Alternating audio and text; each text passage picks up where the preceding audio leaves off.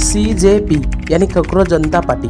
तो फिर चलिए जानते हैं पूरा डेप्थ में ये होता क्या है actually. First of all, what is CJP? इसका आंसर ये है कि ऐसे कोई लीगली रिकॉग्नाइज्ड पार्टी एग्जिस्ट ही नहीं करता है। दरअसल होता यह है कि सुप्रीम कोर्ट में अनएम्प्लॉयमेंट एंड पेपर लीक को लेकर एक केस चल रहा था और जिसमें chief justice of India Suryakant का एक बयान आता है और बोलते हैं कि जो भी अनएम्प्लॉयड लोग रहते हैं कॉकरोच की तरह हैं, वो किसी को भी छोड़ते नहीं हैं। लेकिन किसी चीज़ को जज करने से पहले उसका लॉजिकल इंटरप्रिटेशन करना पड़ता है और ये जो स्टेटमेंट था और इसका लॉजिकल इंटरप्रिटेशन यही था कि अनएम्प्लॉयड लोगों में से कुछ तो ऐसे होता है जो लोग कुछ पैसों या फिर पॉपुलैरिटी के लिए किसी का बुराई करने को पीछे नहीं होते हैं। लॉजिकल इंटरप्रिटेशन इसका और भी हो सकता है, जैसे कि ये statement chief justice of India की मुंह से आ रहा है। तो फिर सोचिए आम आदमी कैसे बिहेव करेंगे जो लोग अनएम्प्लॉयड है। इसलिए ये बातें देश के लिए बिल्कुल हितकारक नहीं है और जो लोग अनएम्प्लॉयड है उनका परिश्रम का मजाक बनाया जा रहा है। और फिर सवाल आता है कि ये कॉकरोच जनता पार्टी बनाया किसने? इसका आंसर यह है कि अभिजीत दीपके जो कि अभी USA में रहते हैं, उन्होंने इंस्टाग्राम पर एक अकाउंट ओपन किए और अकाउंट का नाम था कि कॉकरोच जनता पार्टी।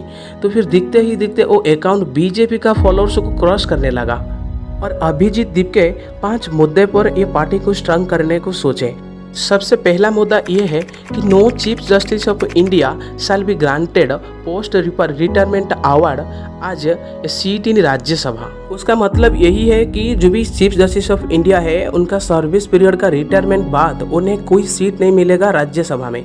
लेकिन मेरा कहना यह है कि जजेस का काम होता है समाज में शांति बजाय रखने के लिए सही लोगों को सही न्याय दे। इनका जो एक्सपीरियंस उन्हें दोबारा रिवाइव करने के लिए हम राज्यसभा में इन्हें सीट दे सकते हैं, लेकिन सबसे पहले इनका सर्विस पीरियड का ट्रैक रिकॉर्ड चेक करो, उस हिसाब से सीट दो, नहीं तो नहीं, सिंपल।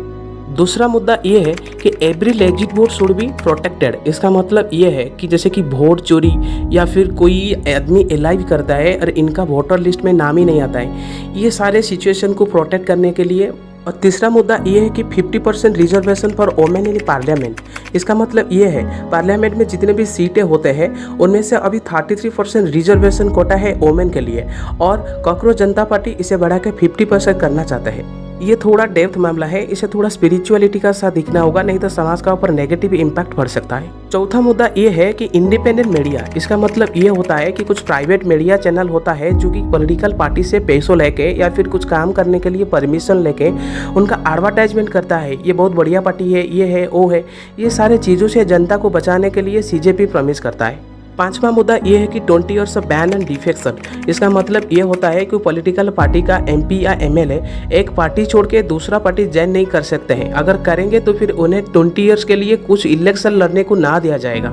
ये थोड़ा गंभीर मामला हो सकता है, जैसे कि कुछ दिन पहले राघव चड्ढा ने दिखे कि आम आदमी पार्टी में पहले की तरह वो पॉलिसीज प्रोसीजर्स नहीं रह गया या फिर ऐसे एथिक्स ना रह गया, इसलिए उन्होंने आम आदमी पार्टी को छोड़ के BJP ज्वाइन किए। अगर 20 साल के लिए बैन लग जाएगा, ऐसे भी हो सकता है कोई आज से MP या MLAs को मौका ना मिले दोबारा समाज में कुछ करने के लिए। तो दोस्तों दी एंड हो चुका है। It was all about cockroach Janata party या CJP। तो आपको क्या लगता है, कॉकरोच जनता पार्टी को लीगली रिकॉग्नाइज्ड होना चाहिए? अगर हो भी गया, या जो 5 एजेंडा बताए इन लोगों ने इसे पूरा कर पाएंगे? अगर कर भी दिए, समाज का ऊपर इसका इम्पैक्ट क्या होगा? सो प्लीज़ वीडियो को लाइक करने का साथ चैनल को सब्सक्राइब करो और आपका मतामत क्या है कॉकरोच जनता पार्टी का ऊपर कमेंट में बताओ।